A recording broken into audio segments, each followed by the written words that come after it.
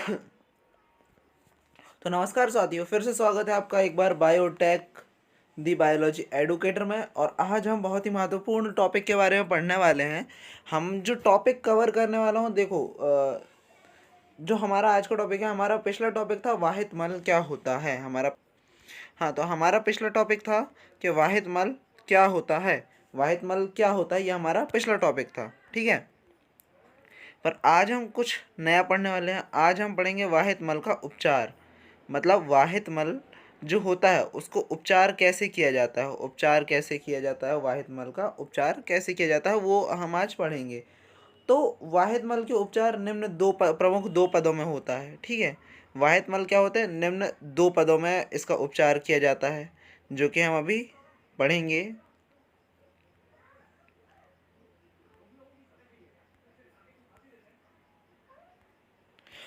तो पहला होता है, देखो भाई, प्राथमिक उपचार, ठीक है। पहला क्या होता है अपना, प्राथमिक उपचार। प्राथमिक उपचार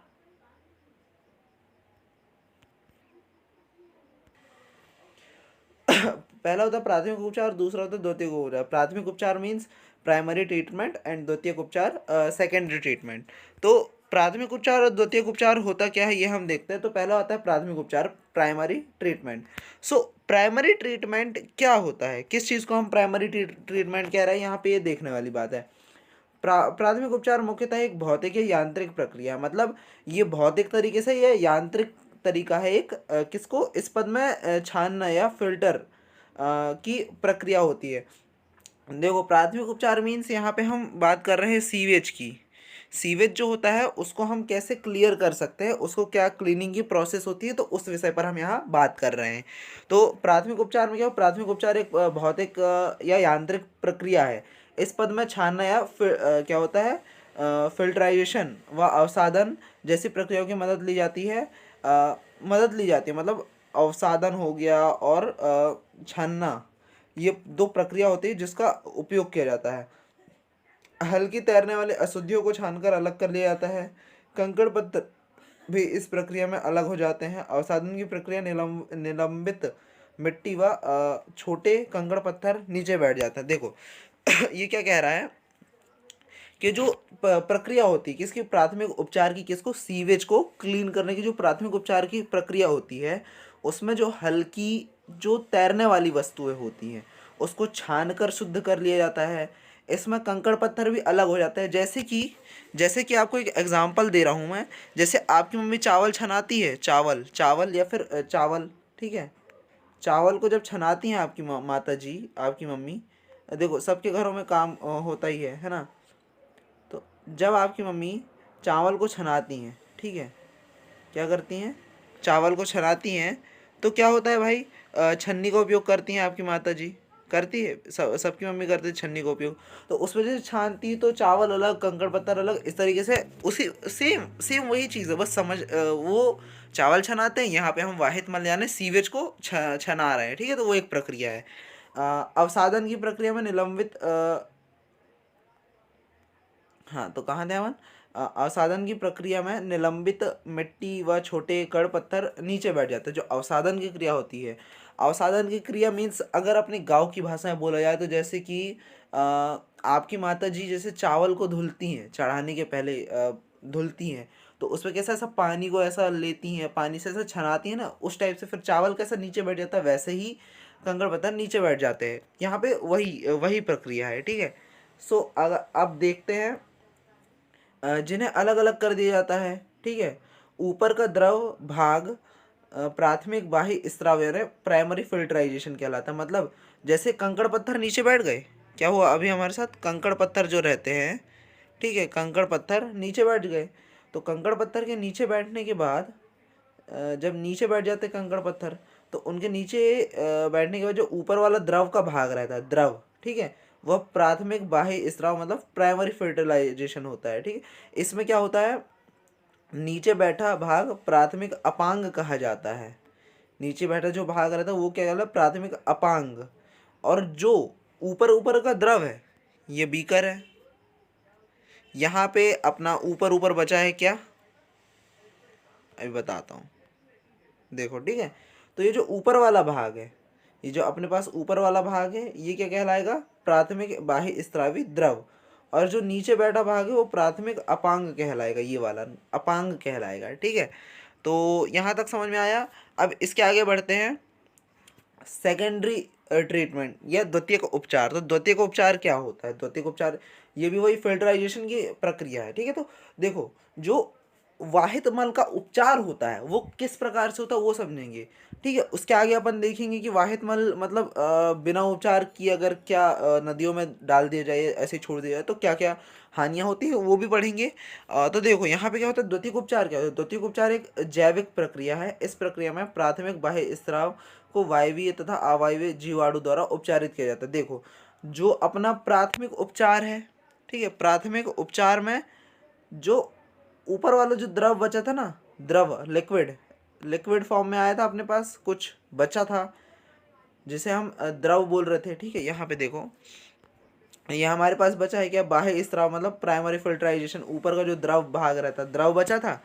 तो जो द्रव बचा था वही है हमारे पास क्या, बाह्य इस प्राथमिक वायवीय तथा अवायवीय जीवाणु द्वारा उपचारित किया जाता है। अब इसको उपचारित कैसे करते हैं, एक टैंक रहता है उस पर इसको डालते हैं द्रव को, देन इसमें कुछ क्रिया करके इसको जीवाणु द्वारा उपचारित कर दिया जाता है। देन क्या है, सर्वप्रथम प्राथमिक बाह्य स्राव को बड़ी वातामान टंकियों मतलब एरेशन टैंक में डाल दिया जाता है, वातान टंकियों में। अब क्या, वातान टंकियों में तेजी से वायु प्रवाहित की जाती है जिसके साथ यांत्रिक रूप से हिलाया जाता है। मतलब जो ये टैंक है ना अपना, वेट भाई वेट,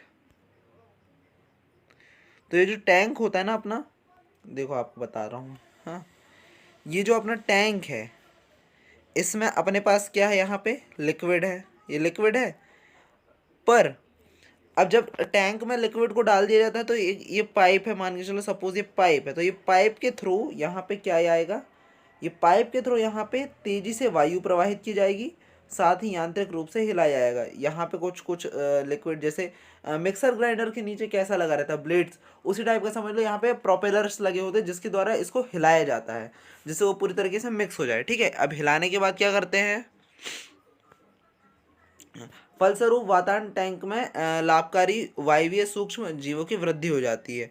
मतलब वातान टैंक जो है जिसमें हमारा लिक्विड है उसमें वायवीय सूक्ष्म जीवों की वृद्धि हो जाती है। जो सूक्ष्म जीव रहते हैं जो कि क्या रहते हैं, क्या बोले उसे, लाभकारी रहते हैं, जो कि उसको अपघटन करते हैं। ठीक है, उनकी वृद्धि हो जाती है। जीवाणुओं की वृद्धि से अधिकांश कार्बनिक पदार्थ का अपघटन हो जाता है। ये कौन से सूक्ष्म जीव है भाई, ये वो सूक्ष्म जीव है जो कार्बनिक पदार्थ का अपघटन करते हैं। देखो जब टैंक में लिक्विड डाल के उसको हिलाने से और तेज मात्रा में वायु प्रवाहित करने से क्या होता है, उसमें वायवीय सूक्ष्म जीवों की वृद्धि हो जाती है जो कि अधिकांश कार्बनिक पदार्थ का अपघटन करते हैं। तो वो लाभकारी लाभकारी जीवाणु रहते हैं। इससे बाह्य स्राव या बीओडी कम हो जाता है, मतलब बायोलॉजिकल ऑक्सीजन डिमांड। बीओडी क्या होता है ये हम कवर करेंगे, क्योंकि अगर आपने नहीं पढ़ा है तो मैं बता दूँ, बीओडी मतलब बायोलॉजिकल ऑक्सीजन डिमांड। बायोलॉजी मतलब अपने आसपास पर्यावरण में ऑक्सीजन की डिमांड, जो जितनी ऑक्सीजन की ज़रूरत है उससे कम हो जाता है, तो BOD biological oxygen demand. Suppose जैसे पानी है, तालाब है, ये तालाब है, यहाँ पे मछलियाँ हैं भाई, मछलियाँ हैं, अब यहाँ पूरा पानी भरा हुआ। अब पानी में क्या होता है, उन लोग मछलियाँ क्या करती हैं, जल का जो ऑक्सीजन है वो ग्रहण करती हैं और वो उसी में मतलब कार्बन डाइऑक्साइड छोड़ती है। ठीक है, तो पानी में जो कार्बन डाइऑक्साइड ज़्यादा हो गई और ऑक्सीजन की मात्रा कम हो गई, क्यों, क्योंकि जितनी ऑक्सीजन थी पानी में वो ख़त्म हो गई और जो कार्बन डाइऑक्साइड है वो ट्रैप हो गई एक तरीके से पानी में। ये अलग टॉपिक है, मतलब इसी से थोड़ा रिलेटेड समझा रहा हूँ। तो अगर उसमें ऑक्सीजन की मात्रा कम हो जाएगी तो क्या होगा, मछलियों बेहोश हो जाएंगी, कहीं मरने लगेंगी, तो ऐसे टाइप की समस्या होती है। तो वही होता है बायोलॉजिकल ऑक्सीजन डिमांड। ऑक्सीजन की डिमांड ज़्यादा है पर कम हो गई है, मतलब आवश्यकता ज़्यादा है पर वहाँ पे उतनी मात्रा में उपस्थित नहीं है, तो वही बीओडी कहलाता है। ठीक है, बीओडी कम होने पर जल को निषादन या सेटलिंग टैंक में भेज दिया जाता है। जैसे बीओडी कम हो, बायोलॉजिकल ऑक्सीजन डिमांड कम हो गई, मतलब उसमें कम डिमांड हो गई, तो उसको सैटेलाइट टैंक में भेज दिया जाए। अब सैटेलाइट टैंक में भेजने के बाद क्या किया जाता है, नीचे बैठे हुए साथ को वायवीय अपांग पचाकर मतलब वायवीय अपांग पाचक मतलब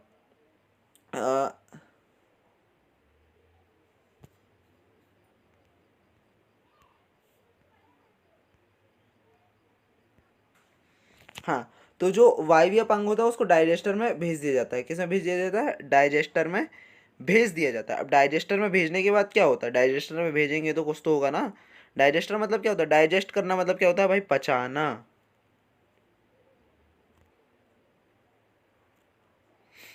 हाँ तो भाई डाइजेस्टर में भेज, डाइजेस्ट करना मतलब क्या होता है? पचाना। तो डाइजेस्टर में भेज दिया जाता है। यह मीथेनोजन्स की मदद से बायोगैस बनाता है। मतलब मीथोजन मीथेनिक गैस होती है, जो कि पढ़े हो भाई, 12th क्लास में आ गए भाई, सब पढ़ते हैं मीथेन CH4। ठीक है, तो मीथेनोजन्स की मदद से बायोगैस का निर्माण होता है। ठीक है, तो जब ये अपना जो सीवेज रहता है, बेसिकली जो सीवेज है ना, सीवेज का उपचार जब करते हैं, जब इसका उपचार करते हैं तब इसमें से बायोगैस निकलती है, जो कि बहुत ही ज़्यादा हेल्पफुल रहती है। भाई देखो, जो गोबर की मदद से बायोगैस बनती है उसका उपयोग हम खाने बनाने में कर सकते हैं, बट जो वाहित मल या सीवेज से जो निकलती है ना, जो अपने सीवेज से जो होता है, सीवेज से जो गैस निकलती है भाई, उसका उपयोग हम खाने बनाने में नहीं कर सकते, बिकॉज ऑब्वियसली बात है भाई, वो अलग प्रोसीजर से निकली है एंड वो अलग प्रोसीजर होता है। ठीक है, तो देखो, जो गोबर होता है वो शुद्ध होता है, और वाहिद मल यार भाई आप समझ जाओ ना, तो उसका उपयोग नहीं करते। ठीक है, तो यहाँ पे क्या है, द्वितीयक उपचार से निकले बाह्य जल स्रोत में डाल दिया। मतलब जब पूरा प्रोसीजर हो जाता है, क्या हो जाता है, जब उपचार पूरी तरह से संपन्न हो जाता है, उसके बाद इसको नदियों में प्रवाहित कर जाता है। तृतीयक उपचार में इसको रसायनों जैसे क्लोरीन से उपचारित किया जाता है। देखो देखो, द्वितीयक उपचार के बाद बेसिकली क्या होता है, जब द्वितीयक उपचार पूर्ण हो जाता है तो वो लगभग लगभग शुद्ध हो ही जाता है, तो पूरी तरह नहीं पर लगभग 75% तक कितना हो जाता है, 75% शुद्ध हो जाता है। देन अगर उसको पूरा क्लीन करना है तो उसके लिए तृतीयक उपचार करना पड़ेगा। तृतीयक उपचार, इसको कुछ रसायनों जैसे क्लोरीन उपचारित किया। तो भाई देखो, जो तृतीयक उपचार है वो बहुत कम होता है। द्वितीयक उपचार जो बड़े बड़े महानगरों में सीवेज सिस्टम बने रहता है उसमें सेकेंडरी ट्रीटमेंट कर देते हैं, देन उसको नदियों में प्रवाहित कर जाते हैं। अगर प्राइमरी और अगर हम यहाँ देखें, प्राइमरी और सेकेंडरी मतलब प्राथमिक और द्वितीयक दोनों तरीके के उपचार नहीं किए जाएंगे तो उसका क्या होगा, अगर दोनों तरीके के उपचार नहीं किए गए तो भारी मात्रा में जो नदियाँ रहेंगी उनमें जल प्रदूषण बहुत ज़्यादा होगा। तो ये टोटली बहुत ज़्यादा हानिकारक है, इसलिए वाहित मल का उपचार किया जाता है, मतलब सीवेज का ट्रीटमेंट करके ही नदियों में छोड़ा जाता है। हाँ, कई जगह ऐसी हैं जहाँ पे विदाउट ट्रीटमेंट मतलब नदियों में छोड़ दिया जाता है, तो नदियाँ बहुत ही ज़्यादा दूषित हो जाती हैं। तो भाई वहाँ के लिए हम कुछ नहीं कर सकते, वहाँ की सरकार जाने, और जो वहाँ बैठा हुआ है भाई महानगरों में हेड, वो जाने। अब उसमें हम कुछ नहीं कर सकते। बाकी ये चीज़ है कि जो वाहिद मल जो सीवेज रहता है उसको ट्रीटमेंट करके ही नदियों में छोड़ना चाहिए। तो मिलते हैं आपसे नेक्स्ट वीडियो में, तब तक के लिए टेक केयर एंड बने रहिए हमारे साथ, सब्सक्राइब करें हमारे चैनल को ताकि ऐसे वीडियो आप देखते रहें।